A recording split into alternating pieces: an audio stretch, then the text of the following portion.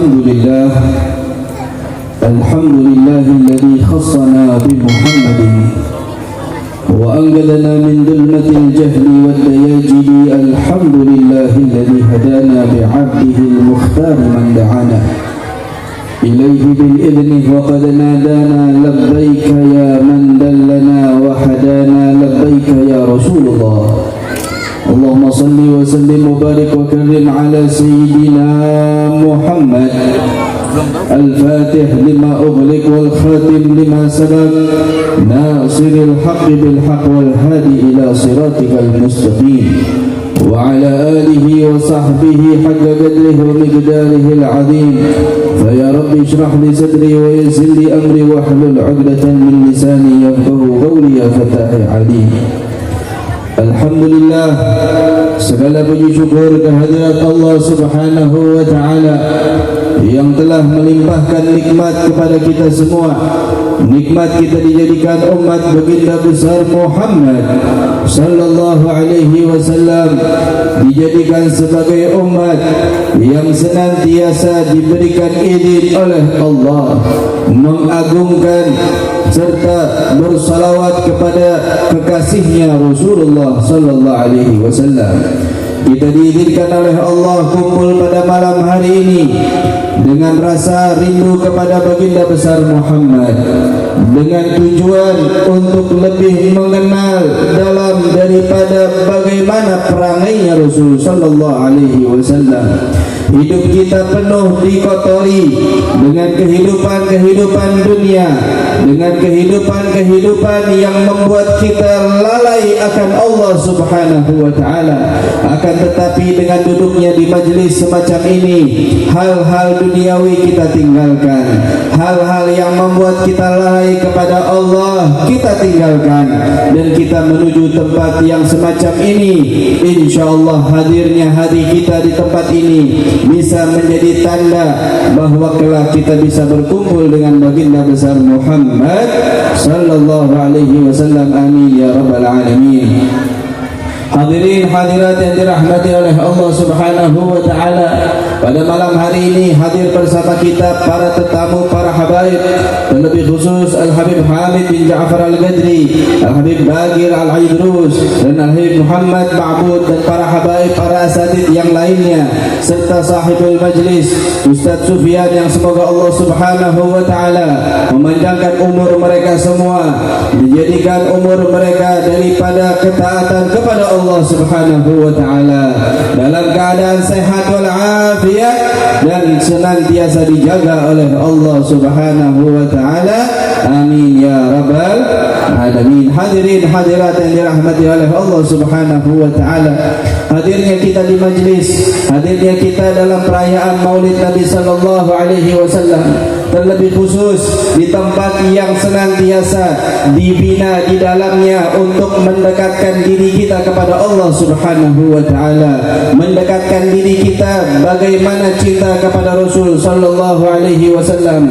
Maka dengan adanya tempat-tempat semacam ini, dengan adanya majlis-majlis semacam ini, di mana setiap guru yang menyampaikan sebuah pesan agar kita lebih dekat kepada Allah Subhanahu wa ta'ala, datangilah orang-orang semacam itu. Tapi jika sebuah tempat di mana membuat kita lalai, membuat kita lupa, membuat kita jauh akan Allah dan Rasulnya, tinggalkan. Siapapun yang melakukannya, tinggalkan. Siapapun yang membuatnya, tinggalkan. Kenapa? Karena tujuan kita di dunia ini adalah bagaimana kita mengisi bekal hidup kita untuk kita menuju alam yang selanjutnya, yaitu di mana kita akan membawa amalan-amalan kita menghadap kepada Allah Subhanahu wa ta'ala. Alhamdulillah, pada waktu yang istimewa ini, di hari-hari yang baru yang orang merayakan, di mana adanya hari dan tahun yang baru, dengan mereka merayakan daripada perayaannya, dengan harapan yang mereka limpahkan dengan harapannya. Karena kita sesungguhnya seorang muslim seharusnya lebih berharap bukan daripada segi tahun, bukan daripada segi bulan, melainkan dari setiap waktunya kita harus berharap kepada Allah Subhanahu wa ta'ala bahwa waktu yang akan datang adalah waktu yang harusnya lebih baik dari yang sebelumnya. Bahkan detik ini, saat ini, hari ini kita harus bisa melakukan lebih baik daripada yang sebelumnya. Sungguh merugi jika hari yang kemarin dengan hari yang pada saat ini sama, apalagi jika hari ini lebih buruk daripada yang kemarin. Maka ayo koreksi diri kita. Cukuplah kebahagiaan kita dengan datangnya waktu, dengan datangnya tahun yang baru, dengan datangnya suasana yang baru. Tapi jika tidak ada perubahan yang baik dalam diri kita, untuk apa kita bahagia?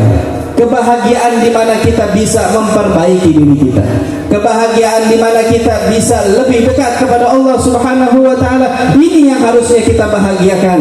Tapi di saat orang-orang, kita melihat anak-anak kita melihat keluarga-keluarga kita, semakin hari mereka lebih dekat kepada Allah dan Rasulnya atau kepada musuh-musuh Allah dan Rasulnya. Ya, Bu, ini rame bener nih ibu di belakang.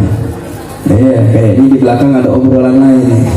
Ya, Bu, saya mau tanya Bu, anak-anak yang ada di rumah setiap harinya lebih mengenal Allah dan Rasulnya atau kebalikannya Bu? Sibuknya dengan apa Bu di rumahnya? Sibuknya dengan apa Bu? Kira-kira pegang handphone buat lebih dekat kepada Allah atau lebih dekat kepada musuh Allah? Kira-kira orang-orang yang lebih sibuk dengan handphonenya, terlebih khusus para pemuda-pemudinya, dan kebanyakan juga daripada orang tuanya, semakin hari semakin sibuk dengan dunianya, semakin sibuk dengan hal-hal yang tidak jelas di hadapannya. Mereka seharusnya bisa mengoreksi dirinya. Ayo kita bangkitkan jiwa kita untuk mengoreksi diri kita.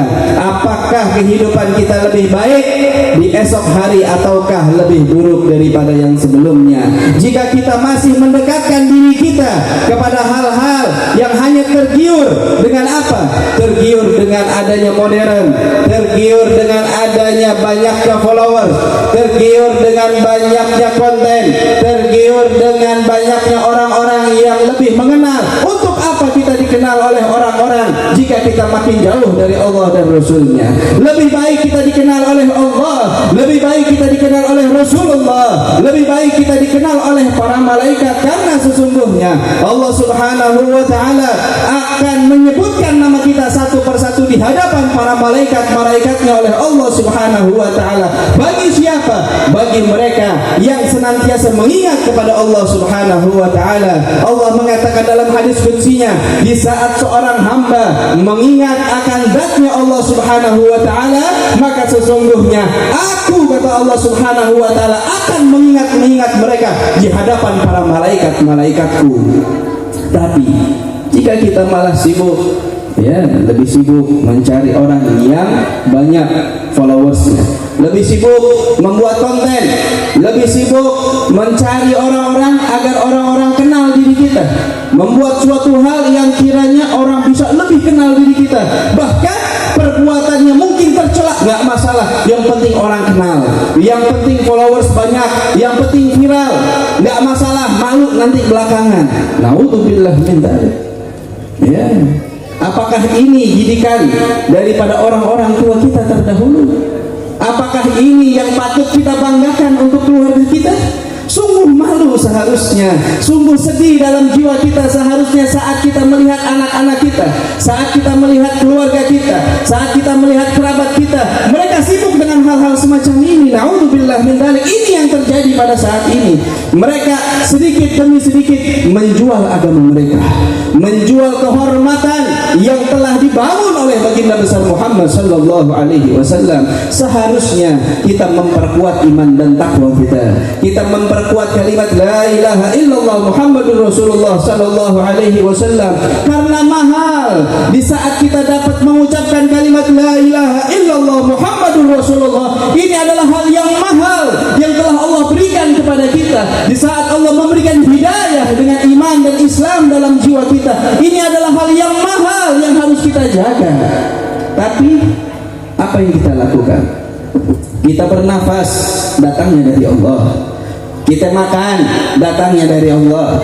Saat kita mendapatkan rezeki, kita mengadu kepada Allah, bersyukur kepada Allah. Saat kita sulit, kita mengadu kepada Allah. Saat kita sakit, senantiasa berdoa kepada Allah. Saat kita dalam masalah, selalu mengeluh kepada Allah Subhanahu wa ta'ala. Tapi saat mencintai, tidak mencintai yang seharusnya kita cintai karena Allah Subhanahu wa ta'ala. Saat mengikuti, kita tidak mengikuti apa yang seharusnya Allah cintai dalam mengikuti.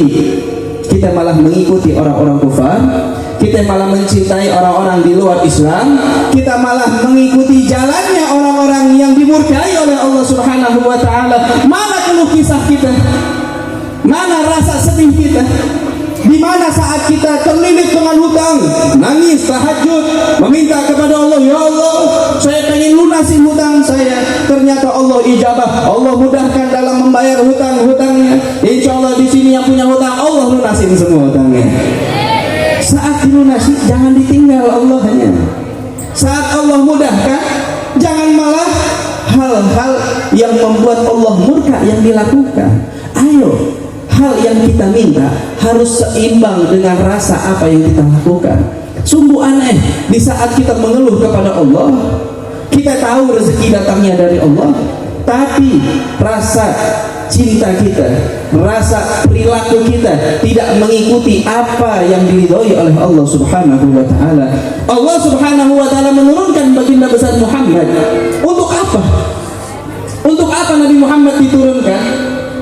Diturunkan Nabi Muhammad dengan sosok yang lengkap dari ujung sampai ujung semuanya. Mencari ketampanan, Rasulullah ada di dalamnya. Wallahi tidak ada satupun makhluk di muka bumi ini yang lebih tampan dari Nabi Muhammad.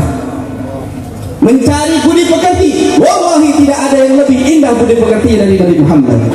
Mencari apa? Kecerdasan, tidak ada yang lebih cerdas dari Rasulullah. Mencari apa? Kedermawanan, tidak ada yang lebih dermawan dari baginda besar Muhammad sallallahu alaihi wasallam. Saat seseorang datang kepada Rasulullah sallallahu alaihi wasallam dengan keimanan, Rasulullah bangga dan bahagia atas dasar keimanannya. Apa yang diberikan oleh Rasulullah sallallahu alaihi wasallam?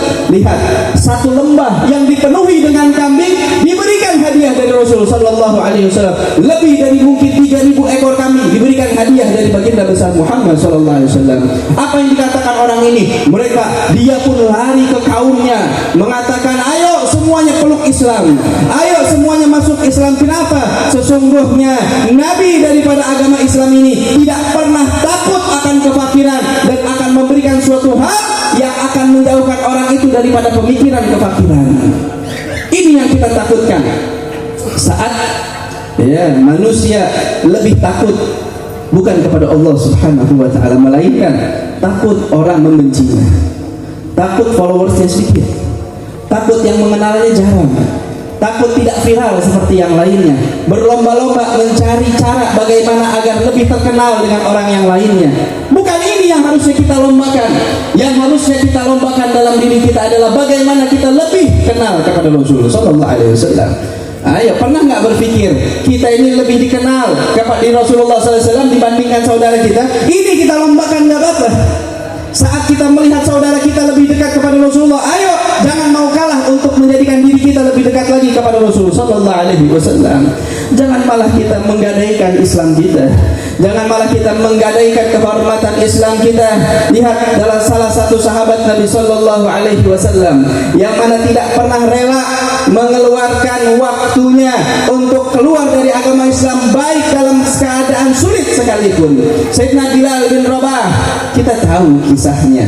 Dalam keadaan sulit, dalam keadaan tertekan, dalam keadaan harus mati saat itu, maka tetap dalam lisannya hanya kalimat ahadun ahad. Apa yang didapatkan Sayyidina Bilal? Harta? Tidak ada. Apa yang didapatkan Sayyidina Bilal? Terkenal? Enggak. Apa yang didapatkan Sayyidina Bilal? Yang didapatkan Sayyidina Bilal kecintaan kepada Allah dan Rasulnya. Ini Ini modalnya. Nggak ada modal lain. Nggak ada yang menyogok Sayyidina Bilal untuk mengatakan ahadun ahad. Nggak ada yang menjanjikan istana di dunia untuk mengatakan ahadun ahad, melainkan mereka menyiksa, menyakiti dan menjanjikan kebinasaan bagi Bilal. Tapi apa yang terjadi? Sayyidina Bilal tetap mengatakan ahadun ahad. Dan kita lihat para sahabat yang lainnya, ya, kisah yang mungkin tersyhur yaitu Sayyidina Abdullah bin Hudzafah di saat beliau tertangkap oleh kerajaan Rum, ya, saat ditangkap oleh Raja Romawi saat itu, maka apa yang terjadi? Ditangkap, maka dikenal di zaman Sayyidina Umar bin Khattab bahwa salah satu sahabat Nabi SAW tertangkap oleh kerajaan Romawi, maka dipanggil oleh raja. Saat itu dipanggil oleh rajanya, maka dikatakan kepada Sayyidina Abdullah bin Hudzafah, wahai Abdullah, jika kau ingin terbebas dari tempat ini, saya akan membebaskanmu. Bahkan saya akan memberikan separuh kerajaanku untukmu. Tapi syaratnya satu, keluar daripada agama Nabi Muhammad.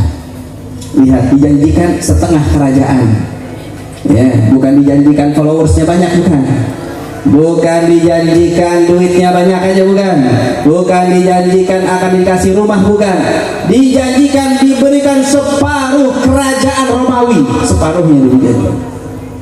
Dengan apa? Dengan keluar dari agama Islam. Apa kata Sayyidina Abdullah bin Hudzafah? Dengan gagah berani dia katakan, wallahi demi Allah, kalau kamu, wahai raja, ngasih semua kerajaannya kamu, semuanya kamu kasih ke saya, dan untuk saya keluar dari agama ini sesaat lalu saya masuk dalam Islam, saya nggak bakal lakuin. Bukan seterusnya keluar dari Islam, sesaat saya keluar dari Islam terus kamu gantikan itu dengan seluruh kerajaanmu, saya nggak bakal lakuin. Ya, marahlah raja tersebut melihat kelakuan daripada sahabat Nabi yang begitu gagah berani. Apa yang dikatakan? Oh ya udah, kalau begitu, ya, nggak cukup setengah harta, saya kawinin kamu sama anak saya, ya, jadi menantunya raja, ya, mau ente kawinin anak, mau dijadiin apa, saya nggak mau, kata dia. Kalau begitu saya mau siksa kamu. Ya, apa yang disiksa? Bagaimana cara menyiksanya? Dikeluarkan gibir, tahu gibir, panci emre, ya, dalamnya apa? Minyak yang sedang mendidih, ya, bukan air yang mendidih, minyak yang mendidih. Ya, dipanggil beberapa orang yang tertangkap dari kaum muslimin untuk dites terlebih dahulu sebelum Sayyidina Abdullah bin Hudzafah. Dimasukkan mereka, masuk dalam minyak yang mendidih, ya, dalam beberapa saat hancur dagingnya, kulitnya, tulangnya, terus hancur lebur-lebur saja, ya, di depan daripada Sayyidina Abdullah bin Hudzafah. Ya, gimana? Mau keluar dari agama Islam atau saya masukkan ke situ? Kata si raja, tiba-tiba menangis, mau dimasukin. Kata dia, enggak, saya nggak bakal keluar dari Islam. Kata dia, ya udah, saya mau masukin. Mau dimasukin, tiba-tiba keluar air mata, menangis Sayyidina Abdullah bin Hudzafah. Kata raja, ntar dulu, sini. Wah, ini orang takut udah nih. Ya, ternyata bisa takut juga ini orang. Kata Sayyidina Abdullah, enggak, saya nggak takut. Nah, terus kenapa kamu nangis? Saya menangis, saya punya nyawa cuma satu. Andai saja saya punya nyawa lebih dari satu, saya lebih berharap untuk senantiasa disiksa dengan semacam ini. Ya, dia sayang punya satu nyawa doang, sekali doang selesai. Kalau bisa punya 1000 nyawa dan ditaruhkan begini, saya akan rela, kata Sayyidina Abdullah bin Hudzafah. Ini bukan orang biasa, kata dia. Ya, ini bukan orang biasa. Ya udah, sini, kata raja. Ya udah, kamu saya bakal lepas, tapi syaratnya satu, cium kening saya. Ya, kata raja apa? Cium kening saya. Cium kening, saya lepas. Dia pikir, enggak, saya nggak mau. Ngapain?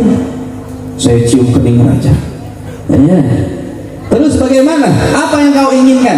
Saya mau cium kening kamu dengan syarat apa? Semua pasukan kaum muslimin yang kau tangkap dilepasin juga.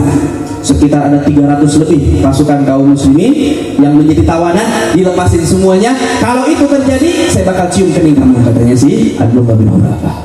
Kata raja, ya udah, kalau itu yang kamu mau, Istirahat. Dikeluarin semuanya tawanan kaum muslimin, dicium keningnya, lalu ditinggalkan. Sayyidina Abdullah bin Hudzaifah mengatakan, ayo cepat pulang dari sini. Sebelum raja berubah pikiran, repot urusannya. Mendingan kita pulang cepat-cepatan ke Madinah. Sampailah kabar di Madinah. Ya, Sayyidina Abdullah bin Hudzaifah terbebas daripada kerajaan Rum, bahkan membebaskan lebih daripada 300 daripada pasukan kaum muslimin yang ditangkap saat itu. Maka Sayyidina Umar bin Khattab radhiyallahu anhu mendengar bahwa beliau sampai rela mencium daripada raja tersebut, karena mencium raja bukan berarti masuk dalam agama mereka. Nggak ada masalah, urusan yang penting kaum muslimin bebas, katanya Sayyidina Abdullah bin Hudzaifah. Ya, maka Sayyidina Umar saat mendengar kabar tersebut, ya sesungguhnya ya kita lebih berhak mencium keningnya Sayyidina Abdullah bin Hudzaifah, dan aku adalah orang pertama yang akan mencium kening Sayyidina Abdullah bin Hudzaifah. Maka dicium oleh Sayyidina Umar bin Khattab, dan seluruh kaum muslimin di kota Madinah menyambut kedatangan dia, mencium sebagai ganti daripada beliau telah mencium raja. Maka dicium oleh seluruh kaum Madinah dengan penghormatan yang begitu besar. Kenapa? Mereka memiliki keimanan yang kuat di hadapan Allah Subhanahu wa ta'ala. Coba kalau kita boro-boro minyak panas, ya, baru ditodong aja udah iya, ya, baru dijanjiin dapat kaplik udah iya, baru dijanjiin dengan hal-hal yang lain udah iya aja. Kita jual agama kita begitu saja. Naudzubillah min dzalik. Ayo di tahun yang baru, ya, jangan cuma mikirin bisnis yang baru, jangan cuma mikirin harus punya jodoh, jangan cuma mikirin kapan kawinnya lagi, jangan cuma mikirin kapan punya anak, jangan cuma mikirin kapan punya pekerjaan, jangan cuma mikirin kapan lulus dari sekolahnya, tapi pikirin kapan kita bisa berjumpa Nabi Muhammad. Ayo pikirin, pernah nggak nangis itu? Nangis pengen ketemu Rasulullah, pernah nggak? Pernah nggak kita nangis pengen banget malam ini mimpi Rasulullah? Pernah nggak kita menangis kepengen anak-anak kita ini dijauhkan daripada pemikiran-pemikiran yang menjauhkan mereka dari Rasulullah Sallallahu Alaihi Wasallam? Ini yang harusnya kita tangisi.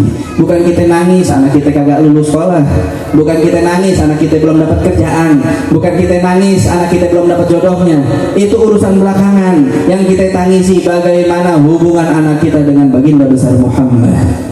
Yang kita tangisi bagaimana hubungan keluarga kita dengan hubungan keluarganya Rasulullah. Apakah rumah tangga kita sudah layak menjadi rumah tangga yang dibanggakan baginda besar Muhammad? Apakah rumah tangga kita sudah layak menjadi rumah tangga yang bisa dihidupkan di dalamnya sunnahnya Rasulullah? Berapa banyak hal-hal yang didengarkan dalam rumah kita? Apa yang kita dengarin dalam rumah kita? Al-Quran, salawat, atau nyanyian, atau lagu, ataupun hal-hal yang lainnya? Lebih banyak apa yang disetel di rumah kita? Apa? Tontonannya apa? Lebih banyak tontonan ceramah, lebih banyak tontonan ulama, apa tontonan naudzubillah min dzalik, tontonan yang nggak jelas yang kita tonton? Dengan datang tahun baru, rubah rumah kita, rubah sikap kita, rubah jiwa kita, dekatkan diri kita kepada Rasul Sallallahu Alaihi Wasallam. Insya Allah dengan majlis-majlis semacam ini, dengan duduknya kita dengan para ulama, dengan mendekatkan diri kita kepada orang-orang yang dekat dengan Rasul Sallallahu Alaihi Wasallam, semoga Allah Subhanahu Wa Taala mendekatkan diri kita kepada baginda besar Muhammad Sallallahu Alaihi Wasallam, menghapuskan segala dosa-dosa kita, menghapuskan segala kesalahan-kesalahan kita, dan insya Allah di hari-hari yang berikutnya Allah lebih baikkan jiwa kita, lebih baikkan lagi kehidupan kita, dan Allah rubah setiap keburukan yang ada dalam diri kita, dan semoga Allah Subhanahu Wa Taala memudahkan jiwa kita untuk lebih cinta kepada Rasul Sallallahu Alaihi Wasallam, dalam menghidupkan sunnahnya baginda besar Muhammad Sallallahu Alaihi Wasallam, dalam mencintai jiwa kita kepada sosoknya Rasul Sallallahu Alaihi Wasallam, keluarga kita lebih dekat lagi kepada sosoknya baginda besar Muhammad Sallallahu Alaihi Wasallam, tidak meninggalkan sholat yang 5 waktu, tidak meninggalkan puasa pada saat bulan Ramadan, dan jangan sampai kita meninggalkan juga daripada sunnah-sunnahnya. Ayo hidupkan sunnahnya Rasul Sallallahu Alaihi Wasallam. Sholat jangan hanya cuma 5 waktu yang wajib saja, ayo tambah tambahkan juga dengan sunnah-sunnah yang lainnya. Insya Allah dengan kita memperbanyak sunnah-sunnah kepada Rasulullah SAW, maka insya Allah kita bisa lebih dekat lagi dan Allah lebih cinta lagi kepada kita.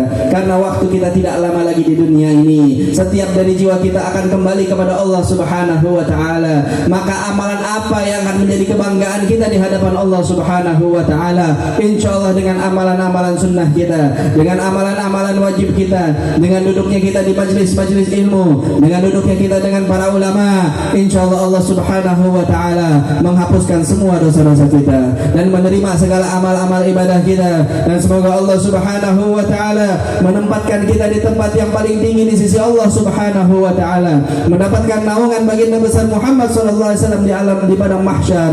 Dan semoga Allah Subhanahu wa taala memberikan kepada kita keselamatan di dalam sirat. Dan semoga Allah Subhanahu wa taala memberikan kepada kita daripada telaga kautsarnya baginda besar Muhammad sallallahu alaihi wasallam. Dan terakhir kita mendapatkan daripada masuknya surganya Allah Subhanahu wa taala dalam surga Firdaus al-A'la bersama baginda besar Muhammad sallallahu alaihi wasallam. Amin ya rabbal alamin. Wa sallallahu ala sayyidina Muhammadin nabiyil ummi wa ala alihi wa sahbihi wasallam. Walhamdulillahi rabbil alamin. Wal minkum. Assalamualaikum warahmatullahi wabarakatuh.